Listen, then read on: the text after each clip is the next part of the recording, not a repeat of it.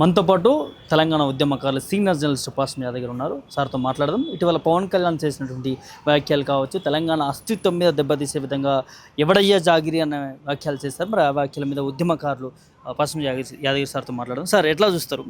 అంటే అన్నదమ్ముల్లో ఉన్నటువంటి రెండు ప్రాంతాలు తెలంగాణ కావచ్చు, ఆంధ్ర కావచ్చు, ఇప్పుడు ఎవడయ్యా జాగిరి అన్న కాడికి వచ్చిందనంటే ఎట్లా చూడొచ్చు వ్యాఖ్యలు? ఆంధ్ర వాళ్ళకు అహంభావం ఉంది. అది ఎవరికి ఉంది? ఆంధ్ర పెత్తందారులకు ఉంది, కార్పొరేట్ కంపెనీలకు ఉన్నది, రాజకీయ నాయకులు ఉన్నది. మామూలు ప్రజలకు లేదు. మామూలు ప్రజలు మంచిగానే ఉన్నారు. ఆంధ్ర ప్రజలు ఆదివాసులు, చెంచులు, గోండులు, కోయలు, ఆదివాసులు మంచిగానే ఉన్నారు, దళితులు మంచిగానే ఉన్నారు. వాళ్ళు చాలా మర్యాదగా ఉన్నారు. వాళ్ళు ఎప్పుడు ఇటువంటి భాష మాట్లాడరు. ఇది అధికారం వచ్చినాక అధికార మదంతో అంధకారం గమ్మిన వాళ్ళు మాత్రమే ఇటువంటి భాష మాట్లాడతారు. అధికార మదాంధకారంలో ఇట్లా మాట్లాడుతున్నారు. అది తప్పు అవుతుంది. సంస్కారం నేర్చాలి. నేర్పేదాకా వాళ్ళకు సంస్కారం రాలేదు. సంస్కారం మనమే నేర్పాలి. తెలంగాణలో కూడా లేదు, ఆంధ్రలో కూడా లేదు.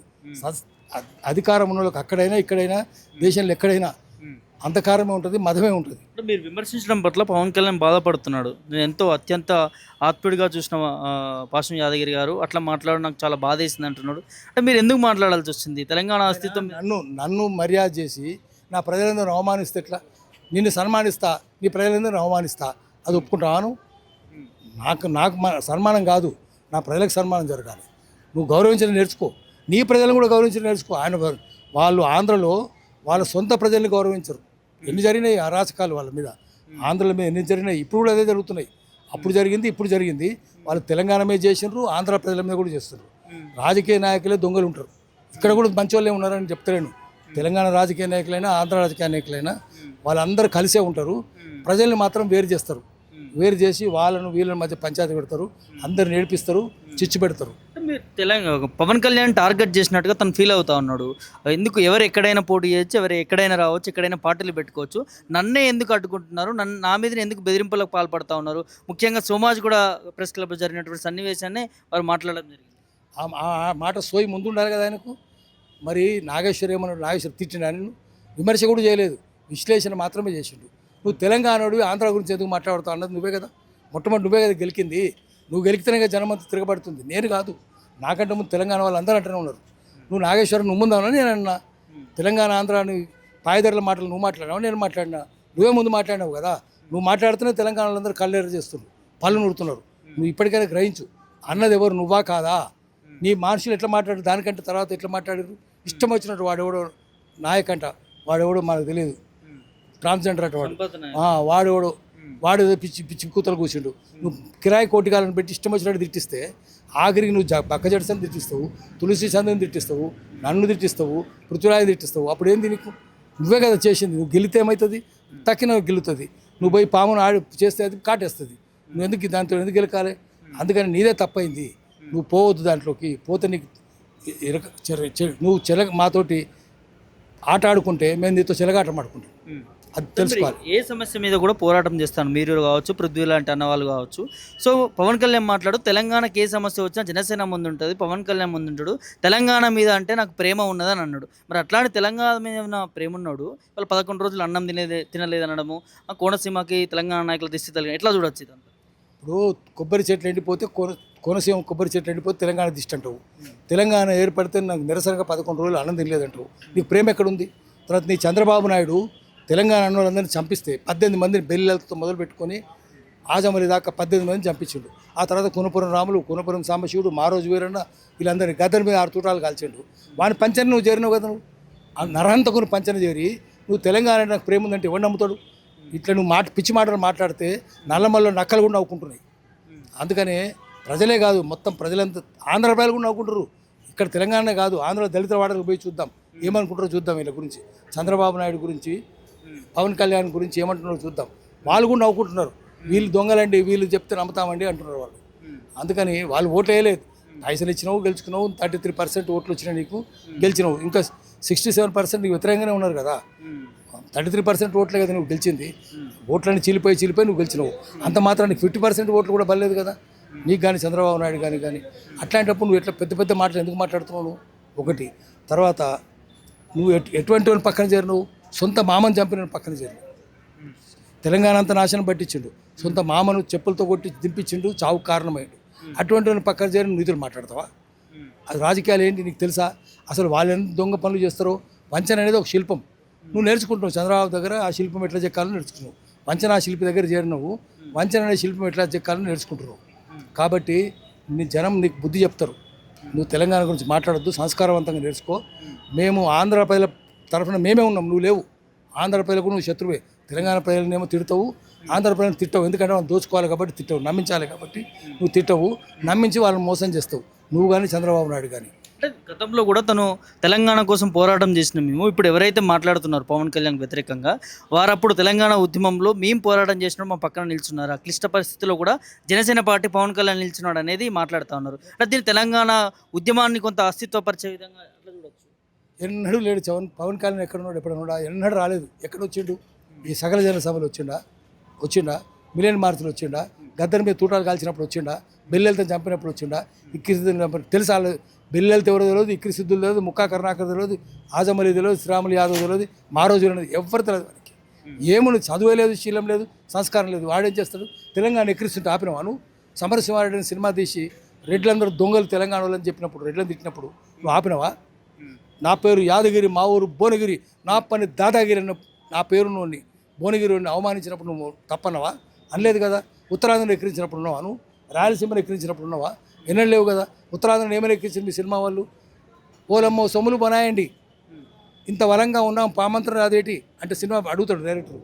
ఇంత బలం అంటే ఏంటి? లావు బుద్ధి నేటరావిడికి లావుకు పామంత్రం సంబంధం ఏముందిరా అని రాయలసీమ ఉత్తరాంధ్రను ఎక్కిరిస్తుంది.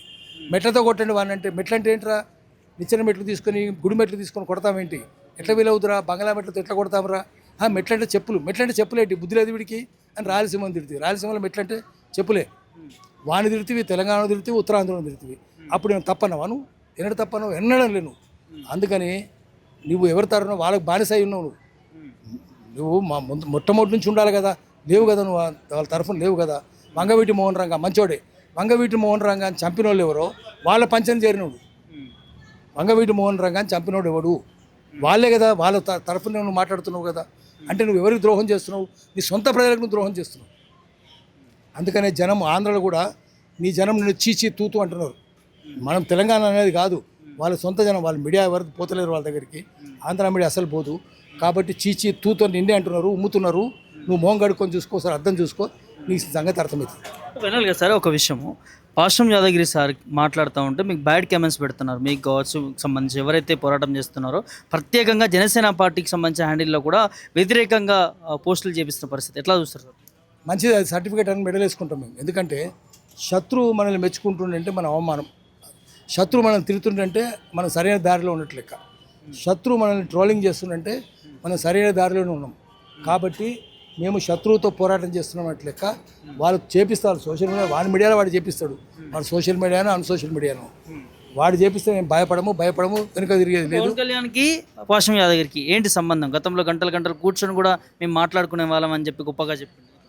ఆయన అప్పుడు వచ్చిండు, మా ఇంటికి వచ్చిండు, మేము అటు పోయినాము, నేను గద్దరు పోయినాము.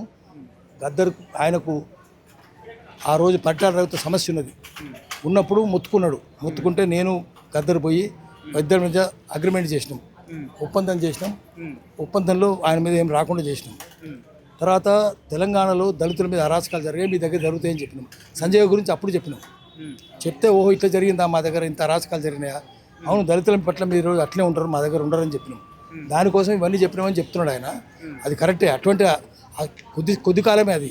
కానీ మేము ఎప్పుడు వెంట లేము. ఒక ఇష్యూ కోసం ఆయన వస్తే మళ్ళీ మేము కూడా పోయినాం, నేను గద్దరు పోయినాం. ఆయన బొమ్మలు పెట్టుకుండు. పరిటాల రవి సమస్య వచ్చినప్పుడు నేను పరిటాల రవి నక్సలైట్ మూమెంట్, వాళ్ళ తండ్రి కూడా శ్రీరాములే కూడా నక్సలైట్ మూమెంట్ సంబంధాలు ఉన్నాయి, గద్దరితో సంబంధం ఉన్నాయి వీళ్ళిద్దరికి. అప్పుడు నేను కూడా చెగువేరా భక్తునని చెప్పి చెగువేరా క్యూబా విప్లవం నాకు గొప్పది, ఆదర్శవంతమైంది, చెగువేరా అంటే ఇష్టం, నాకు పైడల్ కాస్ట్రో అంటే ఇష్టం అని చెప్పి మమ్మల్ని నమ్మిస్తేందుకు మభ్యపెట్టడానికి బొమ్మలను చూపించాడు. అప్పుడు మేము నిజమే కావచ్చు అనుకున్నాం, కానీ పెద్దగా నమ్మలేదు. కానీ ఏదో మారతలే అని చెప్పి పరిటాల రవికి నచ్చ చెప్పి ఆయన శాంతింపజేసినాం. అది మనకున్న సంబంధం, అంతే తప్ప అంతకంటే ముందే లేదు. ఆ తర్వాత ఎప్పుడు లేదు. గద్దరికి కారు ఇప్పించడం అనేది పచ్చి మోసం. అది గద్దర్ను అవమానించడం, చచ్చిపోయినాక గద్దర్ను అవమానిస్తున్నాడు. పోస్ట్మస్ ఇన్సల్ట్, చాలా తప్పది. గద్దర్ దగ్గర ఎప్పుడో కార్లు ఉన్నాయి. గద్దర్ దగ్గర 97లో ఆయన మీద కాల్పులు జరిపినప్పుడు అప్పటికే ఆయన దగ్గర 2 కార్లు ఉన్నాయి.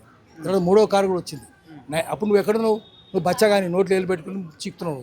నువ్వు బచ్చగానివి. నువ్వు 2014లో జనసేన పెట్టినావు, అప్పటిదాకా నీకేం లేదు. ఎందుకు మాట్లాడాల్సి వచ్చింది సార్ మరి? ఎందుకు గద్దర్ అబద్ధాలు చెప్తాడు, అన్ని అబద్ధాలే కదా చెప్పుడు. అబద్ధాలనే పోతారు, సినిమా వాళ్ళంతా అబద్ధాలనే పోతారు. జనసేన వాడు కూడా అబద్ధాలనే పోతాడు, పవన్ కళ్యాణ్ కూడా అబద్ధాలు చెప్తాడు. అందుకని అది పచ్చి మోసం అన్నట్టు లెక్క, జనమంతా గమనిస్తున్నారు. సేవ చేయడానికి వచ్చిన కొండగట్టుకి కొన్ని కోట్లు విరాళాలు ఇచ్చిన నేను అనేది చెప్పుకుంటా వస్తాను. కోట్లు కాదు ఇచ్చింది, 35 లక్షలే. ఆ 35 లక్షలు ఎక్కడి టీటీడీ తీసుకొచ్చినావు, నీ సొంతం కాదు. టీటీడీ పైసలు ఎక్కడి నుంచి? తెలంగాణ వాళ్ళు ప్రతి ఏడాది పోయి 100 కోట్లు ఇస్తున్నారు కదా. ఎంతమంది డబ్బులు ఇస్తున్నారు, ఎంతమంది నగలిస్తున్నారు? ఉండి అంతా నింపేది భక్తులంతా తెలంగాణ వాళ్ళే కదా. తెలంగాణలో ఉన్నారు, రాయలసీమలో ఉన్నారు, ఉత్తరాంధ్రలో ఉన్నారు. ఆ ఇచ్చిన డబ్బులే కదా నువ్వు ఇచ్చేది మాకు. ఆ డబ్బులు తెలంగాణ భక్తులు ఇచ్చిన దాంట్లో వాళ్ళు కోట్లు ఇస్తే నువ్వు 35 లక్షలు తీసుకొచ్చి దేవునికి ఇచ్చినావు. ఇంకో దేవునికి నువ్వు ఏం పాపం చేసినావు? ఆంజనేయ స్వామి మొక్కుకోవడానికి వచ్చినావు.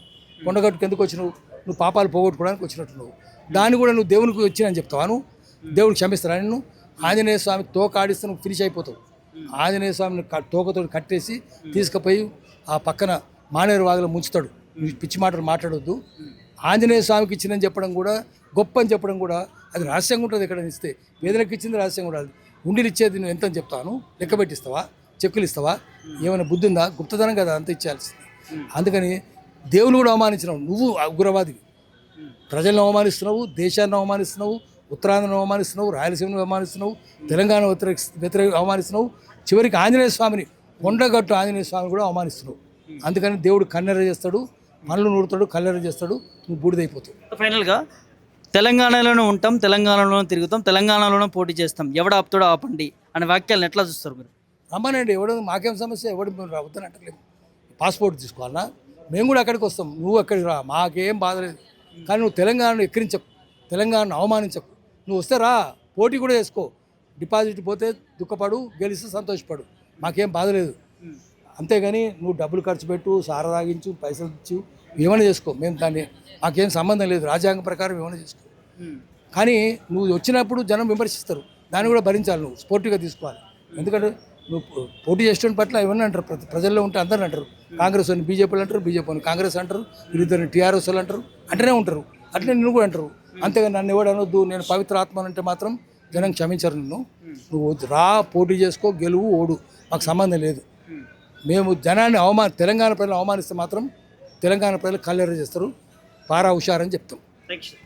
ఓవరాల్గా వాష్రూమ్ యాదగిరి మాట్లాడుతూ ఉన్నారు. తెలంగాణ జోలికి వస్తే ఖబర్దార్, ఎవరైనా కూడా ఎక్కడైనా కూడా పోటీ చేయొచ్చు, ఎక్కడైనా కూడా తిరగవచ్చు, ఆ స్వేచ్ఛ ఉంటుంది. కానీ ఆ ప్రాంతానికి సంబంధించి దెబ్బతీసే విధంగా, ఆ అస్తిత్వం మీద, పునాదుల మీద ఏర్పడినటువంటి తెలంగాణ మీద దెబ్బతీసే విధంగా వ్యాఖ్యలు చేసినా కూడా, తెలంగాణ గౌరవాన్ని కించపరిచినా కూడా ఖచ్చితంగా తెలంగాణ సమాజం ఊరుకోదు అని పవన్ కళ్యాణ్కి కౌంటర్ ఇస్తున్నటువంటి నేపథ్యం చూస్తా ఉన్నా. ఇకనైనా పవన్ కళ్యాణ్ బుద్ధి మార్చుకోవాలి. తెలంగాణలో పోటీ చేస్తా అన్నాడు, తెలంగాణలో తిరుగుతా అన్నారు, తిరగని పోటీ చేయని ఎవరు కూడా దాన్ని వ్యతిరేకించారు. కానీ వాళ్ళ తెలంగాణ గౌరవాన్ని కించపరిచే విధంగా వ్యాఖ్యలు చేయకూడదు.